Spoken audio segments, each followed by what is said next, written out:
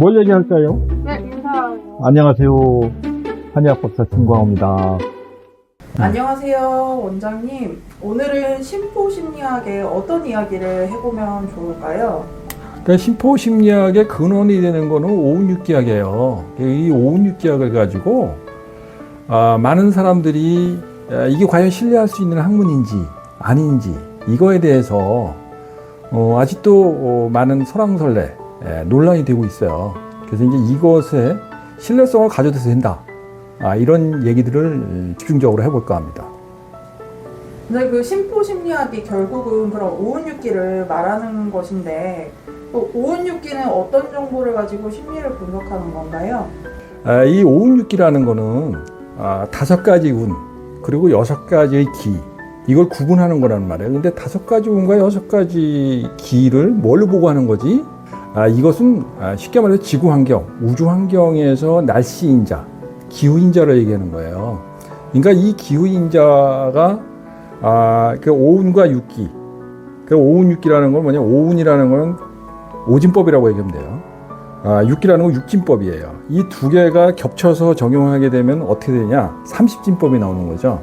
그 30개의 날씨 인자의 경우의 수를 가지고 그 사람의 심리적인 성향, 체질적인 성향을 분석하고 있는 그런 학문이라고 보시면 되는 겁니다. 근데 이제 우리가 교과서식인 해석을 보면은 3000년 전에 오운육기학을 설명하다 보니까 결국은 어떤 하나의 인자에 의해 가지고 어떤 변화가 일어나고 그것이 사람의 몸에 나타난단 말이에요. 그러면 뭐 날씨 인자로 얘기를 하게 되면 비가 오면은 대체적으로 사람이 기분이 우울해지고 그리고 그것 때문에 몸을 움직이기 싫어지고 뭐 이런 식의 심리적인 영향인자로 작용한다라는 겁니다. 근데 이해하기 쉽잖아요. 근데 문제는 뭐냐면은 이러한 설명 방식이 실은 사람의 복잡한 심리적 성향, 체질적인 성향을 모두 설명할 수 있는 거냐라고 했을 때는 그거는 설명하기 좀 어려워지죠. 예를 들어 봅시다. 어떤 학생이 있었어요. 이 학생이 선생님한테 내가 어제 결석을 했는데 그 결석하는 이유가 비가 와서 결석했어요 라고 말을 한다면은 그러면 이 선생님이 이 학생을 신뢰할 수 있을까요? 아니 비가 왔다 그래가지고 학교를 안 나오는 결석할 만한 이유가 돼? 라고 했을 때 상당히 말도 안 되는 핑계거리를 대고 있는 무책임한 학생으로 매도당할 수가 있어요. 즉 다시 말해서 오운육기에서 어떤 한 인자 어떤 영향인자 중에서 날씨인자 하나 가지고 이 사람의 체질적인 성향을 예측하고 한다면은 결국은 30개의 경우의 수가 그 사람의 모든 것을 설명한다라는 거 아니에요. 얼마나 말이 안 되는 얘기겠어요. 근데 선생님이 의문이 되는 거야. 비가 왔는데 학교를 못 나오면은 또 다른 사정이 있겠지. 다른 인자가 있을 거야. 비가 왔는데 그것 때문에 학교에 나오지 못할 또 다른 사정이 있는 거니 하고 물어봤을 때 이 학생이 이렇게 대답할 수 있어요. 우리 집이 가난해가지고 지붕이 새서 그래서 방 안에 있는 모든 물건 그리고 이불 이런 것들이 다 젖었어요. 그리고 책들도 젖었고 가방도 젖었고 그래서 그걸 가지고 도저히 학교를 나올 수 없는 사정이었고 엄마 아빠는 해결하기 위해 가지고 모든 걸 가재도구를 청소하고 말리고 해야 되는데 그걸 같이 해야 되잖아요. 그래서 시간적으로 도저히 낼 수가 없어 가지고 결석하게 됐다. 이렇게 학생의 답을 듣는다면은 선생님은 어떻게 생각할까요? 다양한 인자에 의해서 이게 못 나올 수밖에 없는 이유가 되는 거예요. 촉발된 거는 비가 왔기 때문인 거죠. 그런데 거기에 가정 형편에 대한 가옥 구조에 대한 문제, 그 다음에 경제적인 문제, 이러한 요인들이 영향인자로 작용했잖아요. 그래서 그런 것들을 이유 있게 설명해 준 거예요. 30가지의 경우의 수를 가지고 설명한 것에 비해서 다양한 인자에 의해서 파생되는 현상들을 중복해서 설명을 해주게 되면은 그러면 그것이 신뢰성이 높아지죠. 결국은 이 선생님은 학생이 이게 진솔하게 얘기를 했구나. 그리고 얘는 이걸로 거짓말하지 않았구나 라고 생각을 쓸 수 있잖아요. 그러니까 이런 식의 좀 디테일한 인자를 개선할 수 있으면 되는 거죠. 그래서 오운육기학을 가지고 환자를 치료하는 한의사 선생님을 찾기가 되게 어렵더라고요. 네. 그렇다는 얘기는 오운육기학이 가지고 있는 한계가 있다라는 거잖아요. 거잖아요. 그렇죠. 그 한계를 그럼 어떻게 극복할 수 있을지 좀 구체적으로. 그러니까 이제 많은 한의사 분들이 사실 오운육기학을 마치 오강떡게 같이 이게 버려진 학문으로 생각하는 경향이 많아요. 이게 좀 경솔한데, 이게 내가 좀 전에 얘기했듯이 단순한 날씨인자를 가지고 순진하게 해석한 거죠. 교과서식으로 해석한 겁니다. 이 교과서식의 해석 가지고는 다양한 경우의 수를 거기다가 녹여낼 수가 없고 다양한 데이터를 분석할 이유도 없어요. 그러니까 신뢰성 없는 분석 결과가 나올 수밖에 없고요. 그걸 믿을 수는 없는 거죠. 이제 그런데 그렇다면 다양한 경우의 수를 딸딸이 계산해 보면 되잖아요. 그죠? 이런 딸딸이 계산해 보면서 그 경우의 수를 현실과 맞춰 나가는 그런 연구를 하게 되면은 분명히 의미 있는 의학적 지견이 찾아집니다. 근데 이제 그런 것들을 우리가 한번 생각을 해봐야 돼요. 뭐냐면 대다수의 한의사들이 하고 많은 일들 중에서 그럼 하필 오운육기학에 내 인생을 걸고 과연 할 수 있겠느냐라는 거죠. 저만 하더라도 나이 40대 초반에 그러니까 우리가 보통 한의사들이 대부분 20대 중후반에 한의사가 되잖아요.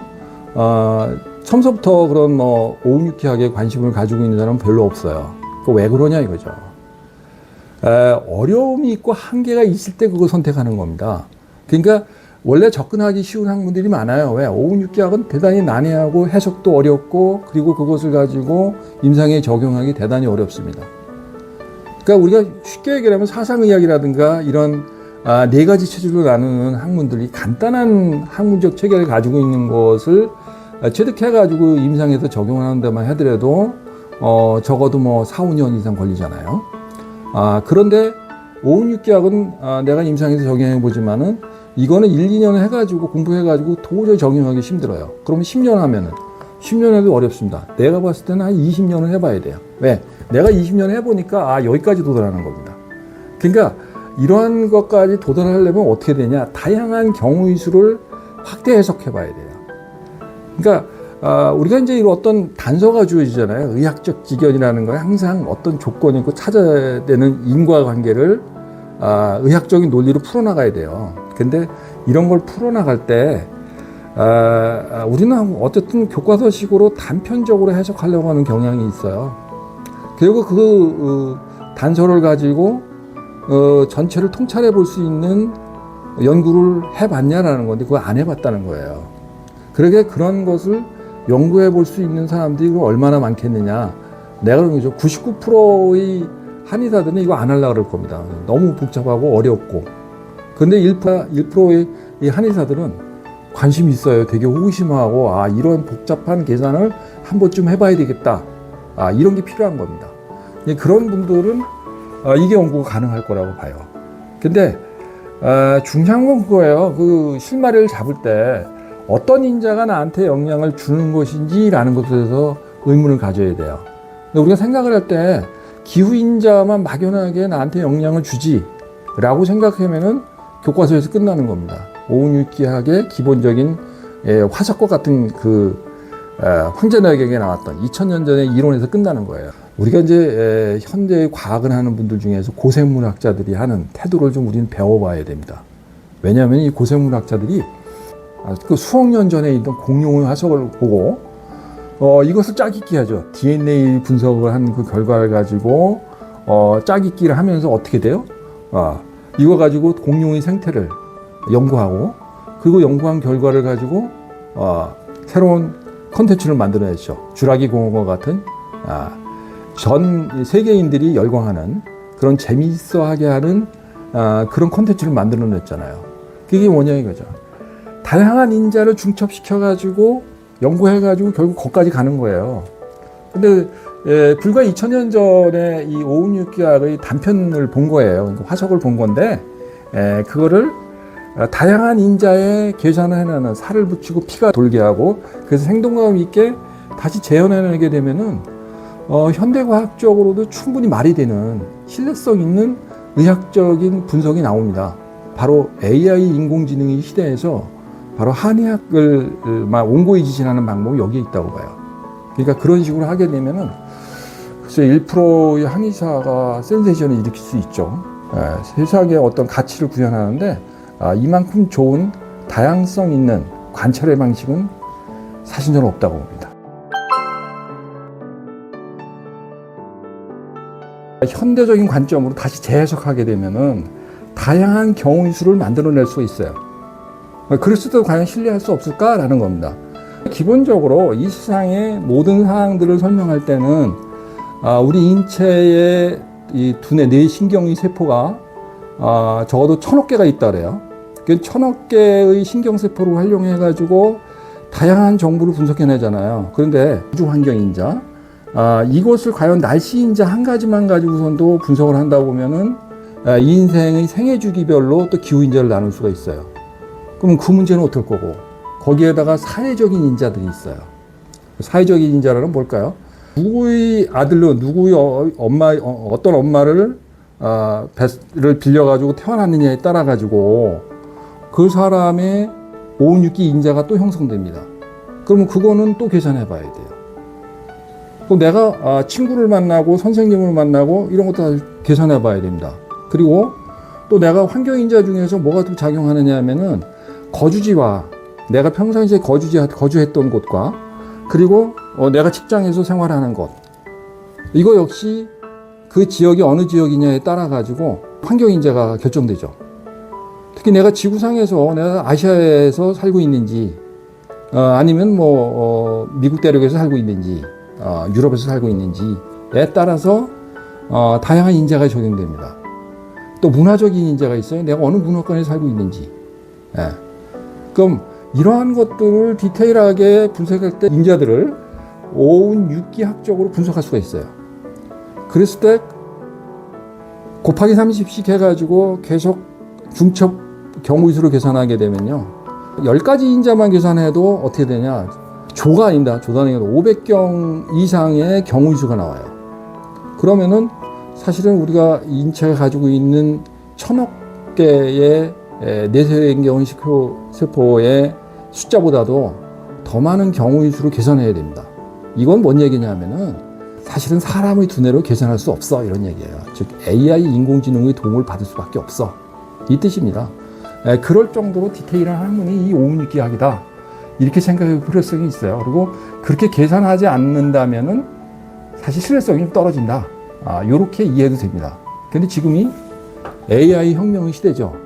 그래서 과거의 오운육기학의 교과서는 신뢰성을 얻을 수 없지만은 지금의 오운육기학은 신뢰성을 가질 수 있어요. 원장님 그러면 지금 현재 오운육기학 이거를 가지고 지금 한의원에서 어떻게 활용하고 계시나요? 우선은 우리가 이제 오운육기학 하면은 이걸 적용할 때 말이에요. 어떤 기후 환경의 인자, 이게 발달 심리학적으로 이 사람이 어떤 영향을 미치지라는 것에 해석을 하죠. 근데 해석을 할 때 많은 한의사들이 착각을 하는 게 뭐냐 하면은 이것이 어떤 생리 병리상에 영향을 미치는 거지 이렇게 생각을 해요. 막연하게. 그러니까 날씨가 추워지면은 감기가 걸린다. 그죠?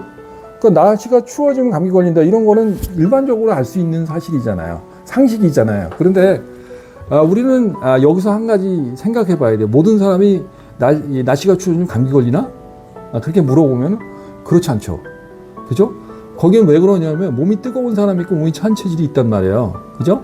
그랬을 때 날씨가 추워졌을 때 몸이 뜨거운 사람은 그래도 적응력이 높아요. 그러니까 감기에 잘 안 걸릴 수 있습니다. 근데 몸이 찬 사람들은요, 소화기라든가 이런 쪽이 많이 약해지면 면역력이 뚝 떨어지죠. 그러니까 우리가 폐호흡기 쪽 내지는 소화기 쪽이 약해지면서 면역력이 떨어지니까 어떻게 돼요? 감기에 쉽게 걸리죠. 그러니까 이게 뭐냐면은 그 사람의 체질적인 특성이라든가 면역력의 특성 여하에 따라 가지고 어떤 사람은 걸리고 어떤 사람은 안 걸린다는 거예요. 이게 오운육기학적으로 설명이 가능한 거예요. 당신은 어떤 체질 특성을 타고났어 라고 했을 때 당신은 태음이라든가 아니면 소양이라든가 이런 체질 특성을 타고났냐라는 것을 거꾸로 유추해 보면은 이 사람은 감기에 잘 걸릴 수 있는 체질이야 아니야 라는 걸 알아내는 것 같아요. 그죠? 그랬을 때 감기가 잘 걸릴 수 있는 기후 환경에 노출되게 되면 어떻게 될까요? 566기 체질 특성을 가지고 있는 사람들은 자기 취약성의 여부에 따라 가지고 나는 소화기 쪽이 약해지고 나는 폐호흡기 쪽이 약해지고 나는 간 기능계가 약해지고 나는 혈액순환계가 약해지고 나는 뇌혈관계가 약해지고 이렇게 구분이 가능해진다는 거예요. 이렇게 구분이 가능해지고 거기에 맞춰서 치료 프로그램을 전개할 수가 있는 거죠. 근데 대다수의 사람들이 그런 거를 생각 안 해요. 운기 체질 학적인 어떤 그런 베이스는 생각 안 하고 그냥 단순하게 인과관계만 따지죠. 현재 내가 어제 과로를 했기 때문에 내가 어제 음주를 많이 했기 때문에 오늘 컨디션이 이렇게 엉망이야. 이렇게 했을 때 나는 그런가 보다 하잖아요. 근데 우리는 생각을 해보세요. 이 사람이 과연 이 영양 인자 하나에 의해 가지고 모든 사람이 병이 오지 않아요. 다양한 인자, 그죠? 체질 인자라든가 아니면 뭐 환경 인자라든가 내가 태어났을 때의 환경 인자가 내가 발달 심리학적으로 어떤 영향을 받으면서 지금까지 왔는데 그게 10살 산 사람과 60살 산 사람이 같지 않아요. 이거를 계산할 수 있는 알고리즘이 어디냐? 556계약이 있다고요. 그러니까 이런 거를 계산을 해서 이 사람이 지금쯤에는 이런 환경에 접했을 때 가령 이상 환경에서 지금과 같이 날씨 열대야에 시달리고 있을 때 그랬을 때 이 사람은 어떤 병이 많이 생기지? 심혈관계 계통이라든가 이런 쪽이 좀 약해져 가지고 신경이 예민한 분 같은 경우에는 요즘에 잠 못 잘 거예요. 그죠? 잠 못 자면 어떻게 돼요? 무기력해지고 신경도 예민해지고 몸도 띵띵 불 거고 순환 안 되고 뭐 이런 식의 병들이 나타나겠죠. 이런 식으로 운기학적으로 적용할 수 있고 이게 임상에서 활용될 수 있는 겁니다. 그러면 과연 그걸로 끝나는 거냐라는 거예요. 치료약으로도 해당이 되잖아요. 그러니까 치료약으로 뭔가를 적용해가지고 치료할 수 있는 방법으로 찾아낼 수 있는 알고리즘을 또 만들어낼 수 있겠죠. 그래서 이 사람의 건강관리에 영향을 미칠 수 있는 인자를 다 찾아내게 됩니다. 그래서 이 556계약은 이해를 할 때는요, 어떤 인자와 어떤 인자가 만났니라는 거예요. 어떤 인자와 어떤 인자가 만나가지고 어떤 반응을 일으켜가지고 몸에 작용할 것이냐라는 걸 유추하는 학문이라고 보시면 돼요. 그래서 절대 이게 신뢰할 수 없는 학문이다라고 생각하면 안 됩니다. 그보다는 얼마나 논리적이고 과학적이고 합리적인 학문이냐라는 것이에요. 그래서 그러한 그 진술을 이해하는 게 중요한 거지. 이 556계약이 태생적으로 만약 60갑자가 뭐 역사적으로 볼 때 신뢰할 수 없는 잣대니까 이거 쓰면 안 돼. 뭐 이런 식의 해석을 하면 이게 답이 없는 거예요. 이 60갑자도 사실은 시간을 몰라서 했던 일이에요. 연대라든가 무슨 월, 무슨 달에 있더라는 어떤 기후인자를 파악하는 것은요, 요즘은 얼마든지 가능하잖아요. 심지어서 정 모르겠으면은, 기상청 홈페이지만 들어가서도, 이런 연대와 날짜만 집어넣어도 최근의 날짜가 다 튀어나오고 거기에 기후인자에 대한 습도라든가 온도라든가 뭐 가시 거리라든가 이런 공기의 흐름들이라든가 이런 것들에 대한 모든 정보들이 탁 뛰어오르잖아요. 그런 거를 취합해서 활용할 수 있죠. 그리고 내가 있는 위치를 스마트폰으로 또 측정할 수가 있잖아요. 그죠? 좌표가 잡힙니다. 아예. 그걸 활용하는 그 정보 데이터를 다 활용하는 것. 그걸 어떻게 556기 학적으로 정보 데이터를 변환시켜 준대요. 그러면은 거기에 대한 해석이 나오게 되겠죠. 이런 것들이 지금은 가능해지는 시대가 왔어요. 그래서 그런 식으로 활용하면 됩니다. 일반인들도, 그러니까 많은 사람들이 그 심포심리학을 공부해야 되고 알아야 된다라고 말씀을 하셨는데, 근데 의료인이시고 좀 의학에 좀 충분히 공부가 되신 상태에서 그걸 연구하셨었던 거니까 그게 이제 가능하겠지만, 대중이나 일반인들한테는 이게 접근하기 좀 어려울 수도 있잖아요. 그런 분들한테는 어떻게 조언을? 그렇죠. 그러니까 이제 이게 정말 전문가들, 특히 한의학을 깊이 공부한 사람만이 이 진수에 접근할 수 있는 건 맞아요. 그런데 그거는 이제 학문적으로 공부할 때고, 이게 적어도 AI 시대에서는 누구나 접근이 가능합니다. 그래서 사실 오운육기에 대한 어떤 이론들이라든가 이런 거 물어봐도 사실적으로 그 정보를 가져다가 설명이 가능해져요. 근데 중요한 건 뭐냐면은 이거를 얼마나 효과적으로 활용할 수 있느냐라는 그 노하우들이 문제인 거예요. 그리고 그것을 어떻게 해석할 거냐 이런 거잖아요. 쉽게 말해서 아무리 분석을 잘 해놔가지고 뭐 디테일하게 분석을 해놨어. 근데 문제는 뭐냐면은 이거를 해석하는 알고리즘을 모르면 맞짱 꽝이잖아요. 근데 이 알고리즘은 공부할 필요는 없어요. 지금 개발 중인 것이 어느 정도 데모형 버전이 나오게 되면은 심포 심리학 관련한 이것을 활용해서 접근하는 것이 가장 쉬울 거예요.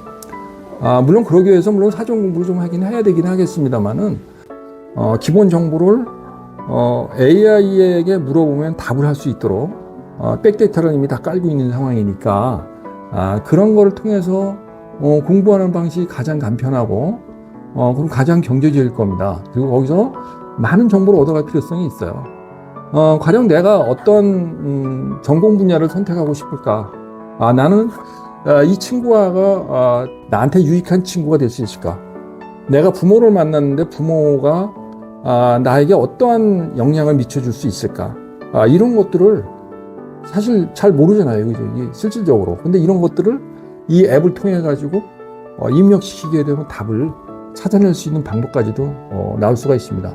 또한 내가 아침 저녁으로 이 기후 환경에 내 몸에 좋은 음식을 찾아서 먹는다든가 그런 정보를 알고 싶으면 어떻게 될까 했을 때도 물어보면 될 수 있죠. 그래서 그런 식으로 하다못해 내가 감기 기운이 있는데 이걸 어떻게 해결할 수 있을까 이런 문제들 그리고 내 심리적인 문제 있잖아요. 그러니까 내가 타고난 성질과 성격과 성품은 어떤 것인지 이런 것에 대한 것도 알고 있을 필요성이 있어요. 대부분 자기를 몰라요. 내가 나를 잘한다고 생각하지만은 내 자아가 어디에 끄달려 있는지조차도 잘 모릅니다. 근데 그런 것들을 좀 성찰해 볼 수 있는 기회를 가질 수 있고요. 그래서 그런 것들을 이제는 어떤 전문가, 저와 같은 사람들을 직접 찾아가지고 상담을 하면서 얘기를 들어야 하긴 하겠지만 그러면 시간도 많이 걸고 비용도 많이 들겠죠. 근데 요즘은 이제 AI 앱을 통해 가지고 이런 거를 간단하게 물어보고 필요한 정보를 얻어내고 그리고 그것을 건전하게 일상생활에 유익하게 활용할 수 있는 기회가 만들어질 겁니다. 그럼 지금 현재 개발되고 있는 그 앱이 그 데모 버전이 오픈이 되게 되면 그 오운육기학을 디테일하게 계산하는 방법이라든지 이런 디테일한 학문적인 것들을 공부하지 않더라도 내가 원하는 그런 결과물들을 좀 쉽게 받을 수 있게 되는 건가요? 그 이제 얼마나 그 AI를 잘 구슬려 가지고 활용할 것이냐라는 아마 그런 매뉴얼들을 많이 읽어보긴 해야 될 겁니다. 그리고 이제 오운육기학이라는 것이 뭘 찾아보고자 하는 것인지 특히 나는 그런 거예요. 그 해석이 심리적인 해석에 중점을 두고 있다라는 거예요. 그 문제가 오장육부의 어떤 생명리라든가 이런 것에 영향을 미치는 것에 중점을 둔 게 아니고 어떤 그 기후 환경의 인자, 오운육기 인자가 그 사람의 두뇌의 발달을 하면서 심리적인 영향을 미친다는 겁니다. 그 심리적인 영향이 결국 오장육부의 생리병리에 영향을 미친다는 그런 알고리즘을 가지고 있어요. 그래서 일단 제일 먼저 알아둘 것이 뭐냐면은 뇌과학적으로 일으킬 수 있는 심보의 이 방향들 그리고 성향들 그것을 물론 우리는 성질이라든가 성격이라든가 성품 이걸 또 달리 말하면은요 마음의 데이터 처리예요. 다시 말해서 마음의 본바탕 처리를 잘하는 것인지 이게 성질 두뇌거든요. 그리고 마음 바로 고치기 이건 성격 두뇌예요. 그리고 마음의 가치 구현하는 성품 두뇌의 성향들 이런 것들을 내가 어느 정도의 능력까지 개발되어 있고 이것이 앞으로 어디까지 개발돼 나갈 것인지 그리고 어떤 방향으로 개발해냈을 때 내가 행복한 인생을 살 수 있는 것인지 이런 정보들을 취합해 볼 수 있겠죠. 이제 그런 것들을 순차적으로 배워나가면서 일상생활에 난 뭘 쓰지 이런 것들을 이제 체계적으로 공부해 나가실 필요성이 있다고 봅니다. 만약 이런 순서를 가서 공부하고 그리고 그것을 정보를 얻어내는 과정을 꼭 거치게 된다면은 아마 이 앱을 제대로 활용할 수 있는 그런 수준을 발전할 거예요. 마지막으로 혹시 하고 싶은 말씀 있으시면 정리 한번 네. 그러니까 이제 여러분 이 오운육기학이라는 게 한의학적인 영역이거든요. 근데 한의학 영역이 어떻게 현대 과학적인 더구나 지금 4차 산업혁명이 있는 AI 혁명이 주도되고 있는 이 시점에 그렇게 내놓을 수 있느냐라는 것에 의심점을 가질 겁니다. 근데 사실 어떻게 보면 온고이지신이에요. 과거의 오운육기학적인 분석 방법이 너무 복잡하고 너무 이해하기 어려웠지만은 AI가 개발되면서 그러면서 이 복잡한 문제를 해결할 수 있는 기회가 열린 겁니다. 그래서 과거에 못 밝혔던 다양한 인자들을 해석해가지고 이걸 중첩해서 해석해가지고 해명하는, 설명하는 기술이 부족했던 거예요. 근데 이걸 손쉽게 해결할 수 있는 방법을 찾아낸 거죠. 근데 이제 문제가 있는 게 뭐냐 하면은 이런 AI 혁명의 시대에 여러분들은 어떻게 보면은 점점점 인간이 가지고 있는 두뇌 역량들 있잖아요. 이것이 AI에 먹힌다고 생각합니다. 그러니까 AI한테 졌다. 그러니까 AI가 결국 인간을 대신할 수 있다. 이런 식으로 비약적인 생각을 하거든요. 근데 이 심포심리학을 연구하다 보면요. 그게 아니구나라는 걸 알 거예요. 뭐냐면은, 사람의 두뇌가 가지고 있는 역량은요, AI가 아직 흉내 못 내고 있습니다.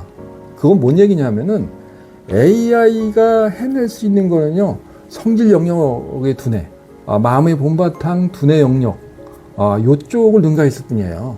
다시 말해서 마음 바로 바꾸기의 두뇌 능력과 마음의 가치 구현을 하는 두뇌 영역은요, AI가 대체할 수 없습니다. 그리고 이 AI가 대체할 수 없는 부분을 가지고 인간이 AI와 공유하면서 공존할 수 있는 다른 또 산업혁명이 일어날 거라고 봐요. 말해서 인간을 말살하려는 4차 산업혁명이 아니라 인간과 함께 공존하는 그러면서 미래의 행복을 담보할 수 있는 좀 수정된 5차 산업혁명이 도래하지 않느냐 이런 겁니다. 이제 그런 게 하기 위해서는요.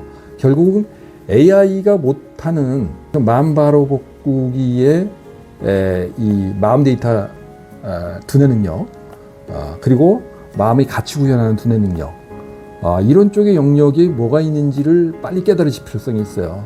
그리고 이 영역은 오운육기학을 통해 가지고 특히 심포심리학을 알아야지 여러분들이 성장할 수 있고 두뇌를 발달시킬 수 있다고 봐요.